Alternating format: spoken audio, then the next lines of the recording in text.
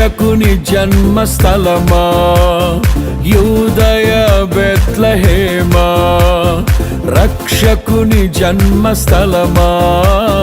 యూదయ బెత్లెహేమా, ఆరాధనలకు ఆరంభమా హృదయార్పణలకు నివాసమా, ఆరాధనలకు ఆరంభమా హృదయార్పణలకు నివాసమా,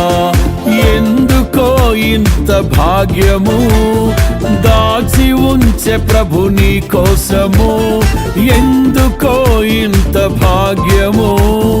దాచి ఉంచే ప్రభు నీ కోసము, స్తుతియు మహిమ ప్రభావము